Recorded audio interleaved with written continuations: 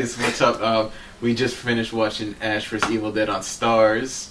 10 episodes. 10 episodes of greatness, right, Rob? Of gore. Of gore. Pure gore. Pure ash. Horror. Pure everything. Not being able to look at the screen because I can't handle it. Jesus. So it picks up, for those who don't know, one, this is a spoiler-free episode, so if you didn't watch it, then that's your problem. Anyway. One.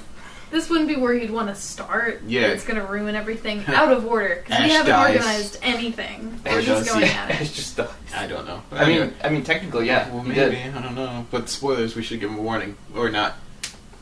Evil Dead 2 was where you should start seeing this if you wanted to see it. If you haven't already, then you're probably not going to, but you should because it's a very good horror movie. It's Sam Raimi, who also did, what's it? Drag Me to Hell was also... Drag Me to Hell, Sam Spider-Man. Movie. Yeah.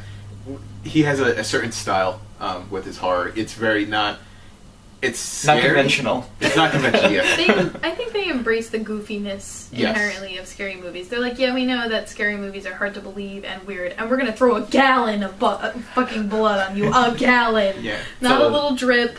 The whole lot of slapstick followed by a whole lot of gore. Yes. So, So it takes place after Evil Dead 2, like 30 years or so. Ash is still Ash. He's just now older. I mean, do we know if it includes Army of Darkness? Because Army of Darkness came after Evil Dead 2, so they never really fully It wasn't mention it. really mentioned. Yeah, I guess. So I guess they're gonna kind of ignore it. So let's say it did take place after Army of Darkness. Maybe, like, did he fix up the world after Army of Darkness? I never saw Army of Darkness. Yeah. I don't know. He basically did, but he also went back to medieval times, so it was a little weird. Okay, so let's... Pending Army of Darkness, whatever. He gets drunk and he wants to, like, have sexual relations with this lady. And he, in his drunken stupidness, reads from the Necronomicon again. Whatever the book is called. Necronomicon. Necronomicon. All right, I said that so many times, Okay. it got stuck in your brain. Necronomicon is So, fine. evil ensues, the dead, and then he, at this point, also he's working at a Big Lots, like a Like an electronics store, sort of like Kmart deal. Yeah. His new sidekick is named Pablo. It's totally reminiscent of like Napoleon Dynamite type relationship with Pedro. I feel like very like, you know. He has a hot for Kelly. Was that her name? Yeah, Kelly. Okay. Kelly. Yeah. So, what also they did. This is an episodic series. There's only 10 episodes. What they did, which I thought was really good, was each episode was half hour. I mean, the initial one was an hour, the pilot, but every episode after that was only half hour. Surprised me. It surprised me too. I was like, oh, an hour? But it kind of worked because, let's say if it was an hour, it probably would have dragged on like too much where, like, maybe to a bore. It's Yeah. a jam-packed half hour. I Yeah. think they could probably easily drag it into an hour, but it keeps you on the edge of your seat. And I don't know. I think with gore, you have to kind of be smart about it. Otherwise, It just gets like it's already null to it. silly. Like you know, how far can they go with the ridiculous killings and stuff like that? It's got to be short. Yeah. So Kelly, Pablo, Ash, they venture out to like destroy the book because now evil's reigning upon the world. They go to these different set pieces, like the deli, the diner, where he tries to hit on a waitress because they don't have money to like pay for it. So he's like, "Oh, you want to go to the bathroom?" And then she goes like, "Oh, I have a husband." It's like, "Oh, so like 5 minutes, I guess." So it's true Ash. Bruce Campbell's such like this is his character. Nobody's ever gonna replace him. The for it. people that made this show like describe Ash as a blowhard, and I think that's like the perfect way to describe him. Like he treads over nothing lightly. He's a complete idiot. He makes a fool of himself by every account in every attempt that he ever makes. Somewhat racist. Not quite, but somewhat. Not against Asians, right? Not against Asians. Yeah, That's misogynist. he's somewhat racist, definitely misogynist. He's just like not super intelligent, which is fine because he's charismatic. He's kind of a scumbag. Yeah. Yeah, We'll go there. Like he kind of is.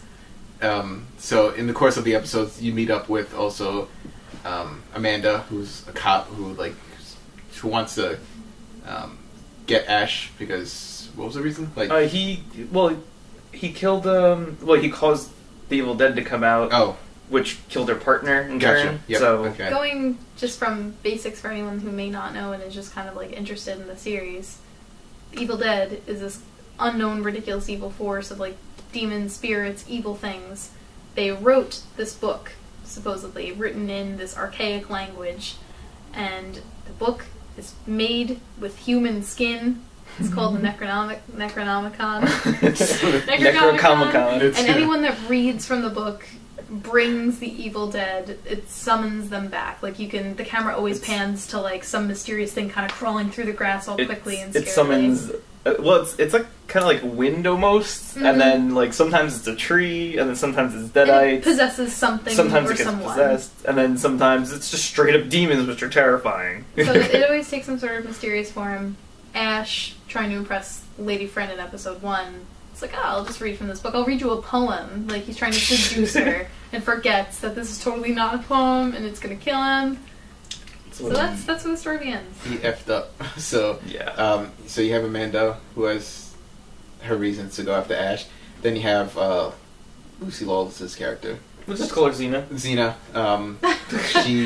She has some, like, I don't know, something going on with her because she can fight deadites no problem. She has, like, this creepy dagger. She's got Ash's hand in her car. She's got Ash's hand. She's using it as a GPS. The original hand that he cut off in Evil Dead 2.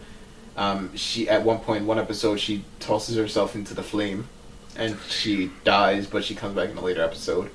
So, just there, we know something's weird with her.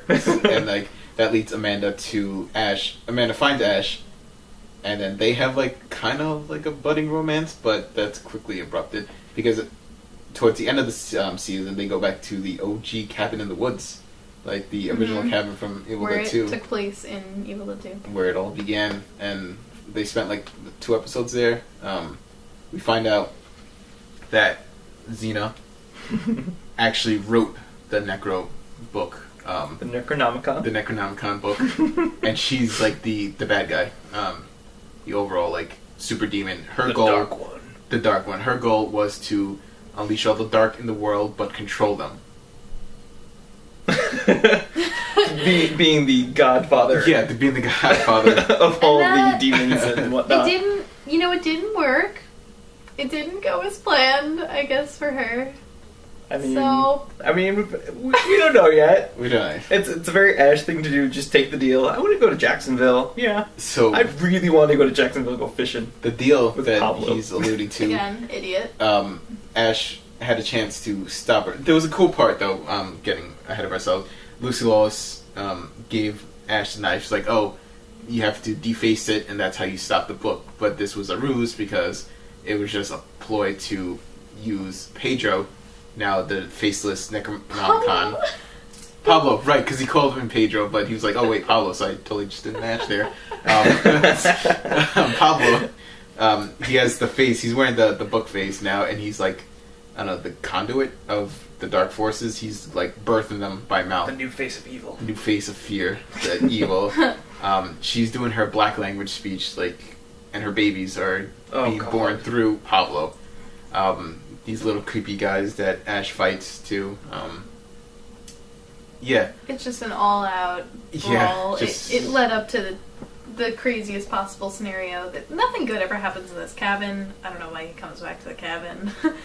But one really great thing about the series is the fact that they use a lot of conventional makeup, which is amazing. I love when they do it.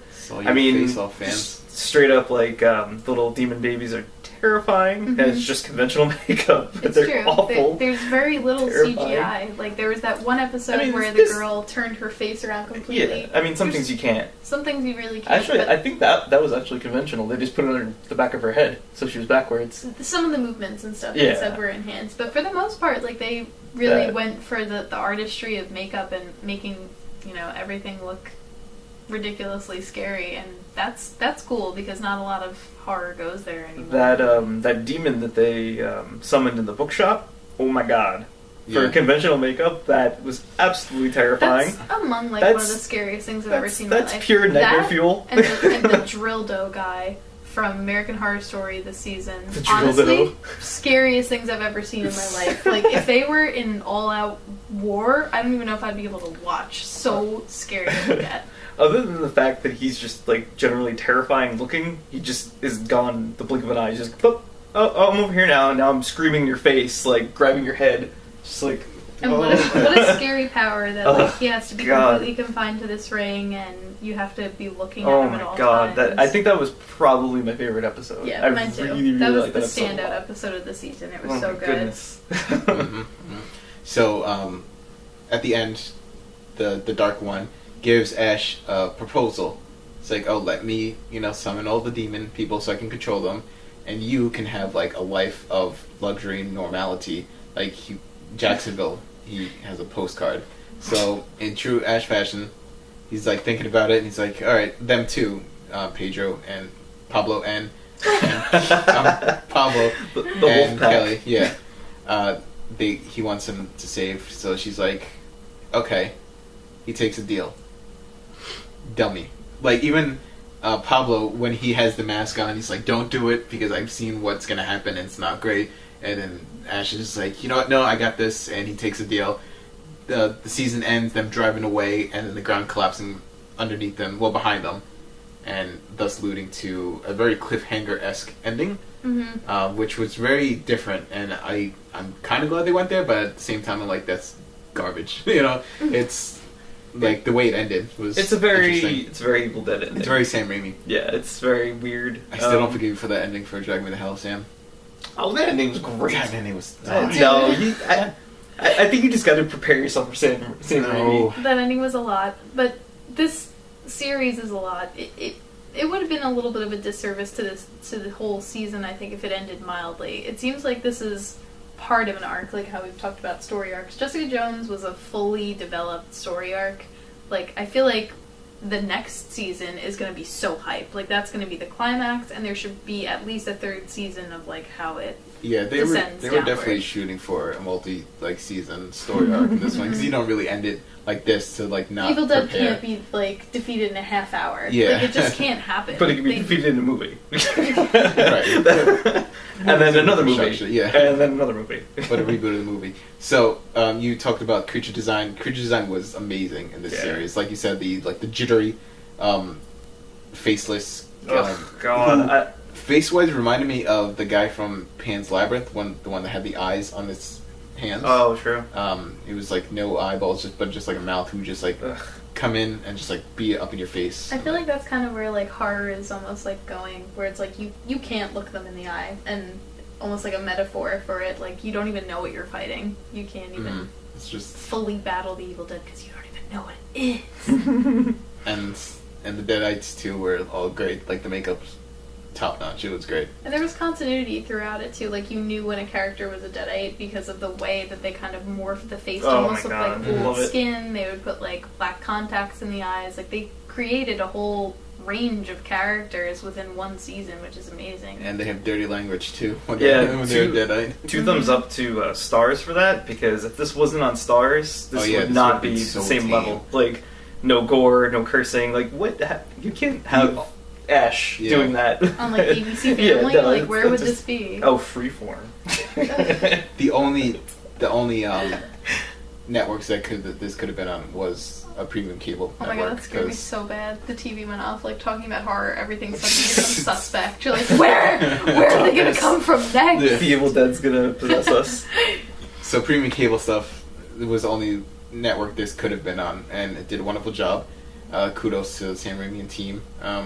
So I give this like solid like thumbs up. I loved it every second of it. I've been so excited for so long. And we took our time with this. Like we didn't see every episode. Like this ended like. No, I lied. It only ended January 2nd. So yeah, we binged a couple of times, but then we were behind for a little bit, and we binged again. Yeah. Oh, I think it's good to binge watch this one. Like just let a few episodes build up and just go for it. I agree. I mean, like anything else, I feel like these two have introduced me to a lot. I never watched Evil Dead before I knew about this. I watched Evil Dead 2. Didn't see the first one by their recommendation because it's essentially the same story. Yeah. Just a little more serious. I really loved it.